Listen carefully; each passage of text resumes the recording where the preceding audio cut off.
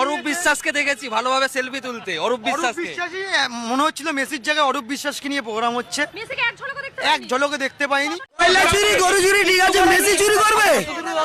এত বড় চোর না। কয়লা চুরি করবে, তোমার গরু চুরি করবে, সব চুরি করুক, মেসি চুরি করবে কেন? ওরা তো ভালো কাজ করেছে, চোর হোক জাত ভালো।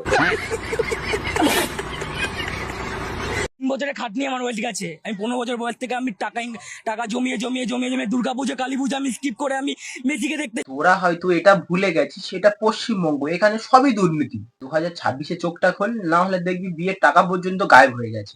मेरा शादी है आज, शादी छोड़ के आए। 35,000 টাকা স্যালারি, 15,000 টাকা টিকিট কেটেছি খালি এই একটা দিনের জন্য।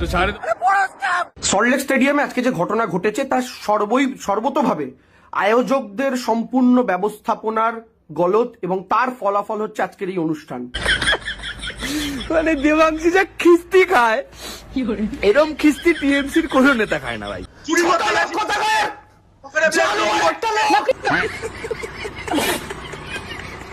কিন্তু সেই ক্ষোভ হওয়ার পরেও কিছু সাধারণ মানুষ কিন্তু সেখানে ভাঙচুরের সঙ্গে যুক্ত হননি। যারা করেছেন তাদের হাতে জয় শ্রীরামের পতাকা দেখা গেছে, জয় শ্রীরাম স্লোগান দেখা গেছে, গেরুয়া পতাকা দেখা গেছে। বিজেপি রাজ্যকে বদনাম করার জন্য যে কোনো স্তরে সল্টলেক স্টেডিয়ামের লোকেদের উচিত ছিল দেবাংশু ভট্টাচার্যকে গেটে দাঁড় করিয়ে রাখা। মিথ্যেবাদী ছোট লোক একখানা কথা বলছি। এই দেবাংশু কোন মানুষ এত কিস্তি খায়?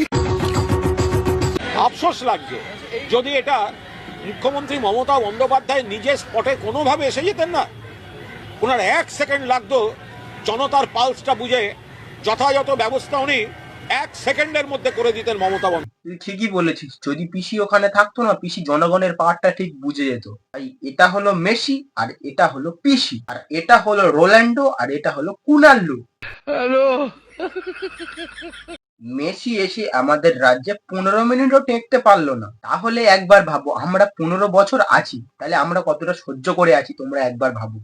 এই 14 বছরে আমরা যা করেছি, এই এত উন্নয়ন আমি চ্যালেঞ্জ করে বলছি সারা পৃথিবীতে কোথাও। আমরা তো আবার মাঝে মাঝে ভয় পাই, পিসি আবার না বলে বসে মেসি আমার কাছে ফুটবল খেলা শিখতো।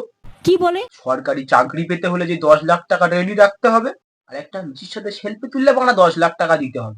না, যতই দাও ততই। সামান্য 20,000 লোককে সামলাতে পারলো না, স্টেডিয়াম ভাঙচুর হয়ে গেল। এই তৃণমূল সরকার মহাকুম্ভর মেলাকে মৃত্যু কুম্ভ বলে বলেছিল। মহাকুম্ভ আমি নাইবা বললাম, ওটা এখন মৃত্যু কুম্ভ হয়ে গেছে। ক্রীড়া মন্ত্রী হিসাবে অরূপ বিশ্বাস রাজ্য সরকারের মন্ত্রী হিসাবে সেখানে আমন্ত্রিত অতিথির তালিকায় ছিলেন। তিনি ব্যবস্থাপক নন। এই অনুষ্ঠানের সঙ্গে দল বা সরকারের কোন রকমের সম্পর্ক। আরে ভাই, তুই কি গাঁজা ফাজা খাস নাকি? ওখানে তো সব তৃণমূলের বড় বড় নেতারা উপস্থিত রয়েছে। তাহলে তুই বল, এটা বিজেপির কিভাবে ষড়যন্ত্র হয়? ক্রীড়া মন্ত্রী হিসাবে অরূপ বিশ্বাস রাজ্য সরকারের মন্ত্রী হিসাবে সেখানে আমন্ত্রিত অতিথির তালিকায় ছিলেন। তিনি ব্যবস্থাপক নন। এই অনুষ্ঠানের সঙ্গে দল বা সরকারের কোন রকমের। কেন দাদা, যুব ভারতী এটা কি আমাদের পশ্চিমবঙ্গের বাইরে? এত বড় স্টেডিয়াম, বিশ্বের এত বড় ফুটবলার আমাদের এখানে আসে, এটা সরকার জানে না? বাগেশ্বর ধামের ধীরেন্দ্র শাস্ত্রী আমাদের পশ্চিমবঙ্গে আসতে হলে পারমিশন নিতে হয়। আপনারা তো শিক্ষিত, এই দোগলাবাজি কথাবার্তা কেন বলছেন? আমরা তো ধরে নেব। ওটা আপনি আপনার চামচাদেরকে বুঝান, ওরা বুঝবে। আমরা এসব বুঝি না, আমরা সব জনগণ, আমরা সব বুঝি। আমাদের সব পেটে শিক্ষা দীক্ষা কিছু কিছু আছে। মহাকুম্ভের মেলাতে যে মানুষগুলো মারা গেছিল, সেই দায়িত্ব তুমি নরেন্দ্র মোদী আর আদিত্যনাথ যোগীর ঘাড়ে চাপিয়ে দিয়েছিলে। এই দেখুন সেই ভিডিওটা। শুনুন, আমার বাড়িতে 200 লোককে ডেকে খাওয়ানোর ব্যবস্থা আছে। আমার বাড়িতে বয়স্ক মা বাবা আছে। আমি 2000 লোককে ইনভিটেশন কার্ড পাঠিয়েছি। তারপরে তারা আসার পর আমার বাবা মা চাপা পড়ে মরে গেছে, দায়টা আমাকে নিতে হবে। আমি আমার ক্যাপাসিটির বাইরে যদি লোক ইনভাইট করি, যদি আমি মনে করি ক্যাপাসিটির বাইরে লোক ডাকবো, ইনফ্রাস্ট্রাকচারও আমাকেই করতে হবে।